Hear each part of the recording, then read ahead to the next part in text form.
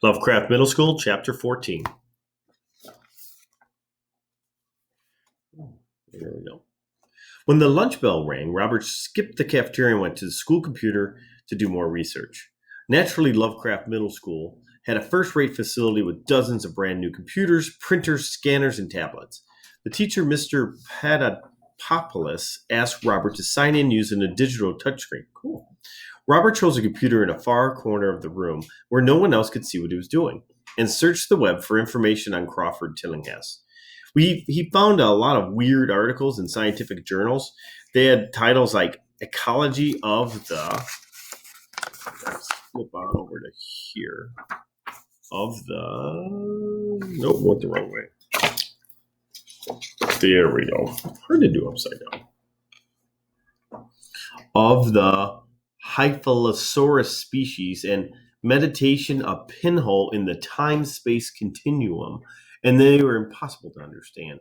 But eventually he found an article in a 1983 issue of the Dunwich Gazette with the headline, Explosion Rocks Tillinghast, Mansion, 18 Parish.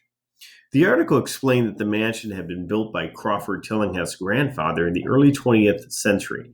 The house was enormous and featured 15 bedrooms, 10 bathrooms, 3 kitchens, a ballroom, a piano room, and an observatory. Tillinghast employed 3 scientists, and they lived in the mansion along with their families. At the bottom of the page was a group of photos of everyone who lived in the mansion.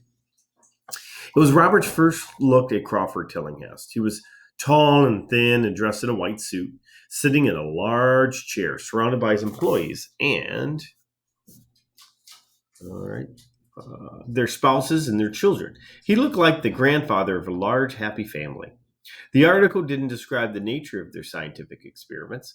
It simply said that a machine in the basement laboratory had malfunctioned, causing a massive explosion that claimed the lives of all 18 residents, including Tillinghast himself. Much of the building was spared, but the bodies of their employees were never recovered. There you are, Glenn said, dropping into the chair beside Robert. I thought we were meeting in the library. It was a funny thing. Just 24 hours ago, the sudden arrival of Glenn Torkels would have terrified Robert. Now he was frustrated Glenn hadn't come sooner. I didn't like the way Miss Lavinia was looking at me. I'm starting to wonder if she's part of it all. Part of what? All of it. Professor Goyle, the Price twins, Pip and Squeak. It's all connected, Glenn. Something really big. No, I go the other way, right? No. Happening here. There we go. Robert shared his findings from earlier that morning. He explained his new theory that the haunts from Tillinghast's mansion had somehow been recycled, along with the doors and bricks and floor tiles into the new Lovecraft Middle School. That's impossible, Glenn said. All of this stuff is impossible, Robert told him. A tentacle pulling you inside a locker is impossible. But it happened, Glenn. We saw it. His voice had become louder without him realizing it. Mr. Papadopoulos got up from his desk and walked over to the boys. Glenn tilted the computer monitor so the teacher couldn't see what they were doing. Mr. Papadopoulos frowned.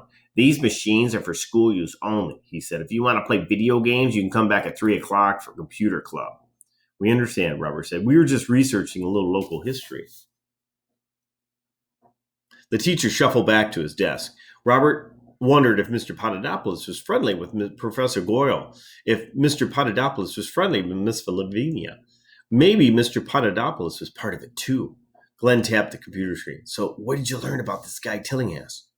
Robert studied the photograph, studied Tillinghast's shock of white hair. When I was spying on Goyle, he mentioned a master, a person in charge of a plan.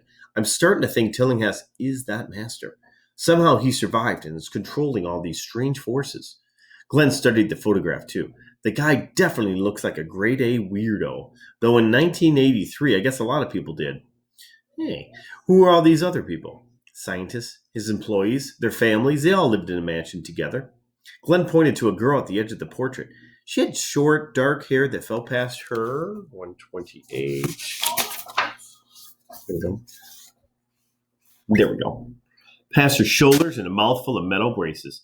This one's cute, he said. The rest look like maniacs. Robert took a closer look and blinked. Glenn was pointing to Karina Ortiz. But it's an old picture.